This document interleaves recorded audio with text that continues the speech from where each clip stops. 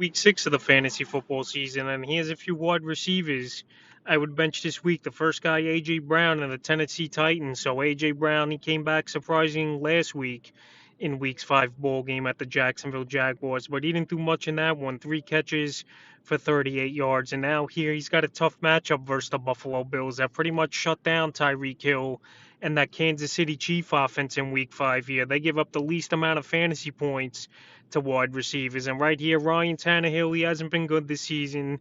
He was a quarterback I mentioned to drop as well this week. And right here, Julio Jones, he's probably going to be out of this game. So they're going to roll all the coverage to A.J. Brown. I know Derrick Henry's having a monster year, but still, I don't see Brown doing much in this game. So if you could afford to bench him, I would bench him because I don't see a big productive game from him. At most I see is probably 40 or 50 yards with a few catches here for Brown, so I would bench him. The second wide receiver I would bench this week's Tyler Boyd of the Cincinnati Bengals. So Tyler Boyd, all the games that Jamar Chase, Higgins, and him have played this season, he just hasn't been productive as Boyd. Week 1 versus Minnesota, 3 catches, 32 yards when all the receivers played. And Week 2 at Chicago, 7 catches for 73 yards, which is a decent ball game if you play PPR. But last week when Higgins came back in Week 5, only 4 catches for 24 yards versus Green Bay. And here, Week 6, it's a pretty decent matchup on paper at the Detroit Lions. But believe it or not, the Lions give up the 10th least amount of fantasy points to wide receivers this season. So right here, obviously, Jamar Chase is a favorite of Joe Burrow. And pretty much the pecking order goes Chase, Higgins, and Boyd with targets and yards. So right here, Tyler Boyd this week, if you could avoid playing him as well, he's a wide receiver.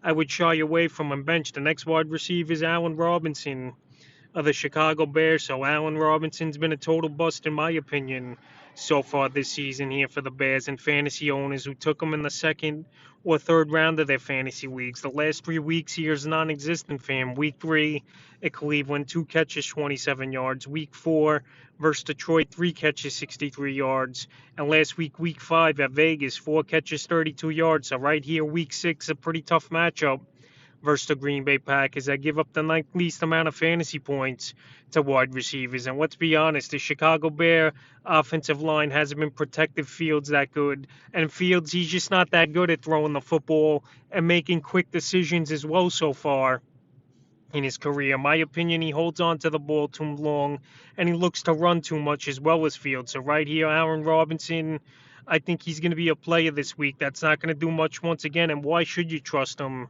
with the bad production the last 3 weeks especially? The next receiver is Robbie Anderson of the Carolina Panthers. So Robbie Anderson this season with former quarterback Sam Darnold when he played with him in the New York Jets. He's just not getting the job done at all this year. 1 game with double-digit fantasy points for Anderson on the season in PPR leagues, and that was Week 1 versus former team, the Jets. 1 catch, 57 yards for a touchdown, and since then, it's just been bad for him. 6.8 points, 1.8 points in Week 3. Week 4 at Dallas, 9.90, and Week 5 versus Philly, 5 points. So right now, Robbie Anderson, he's been dropped in 10% of fantasy leagues over the last couple weeks here. And right now, he's got a pretty tough matchup versus the Minnesota Vikings that we haven't seen teams really go up and down the field on them, especially the last few games. And the Vikings give up the 11th least amount of fantasy points to wide receivers. So right here, off to a bad start this season is Anderson.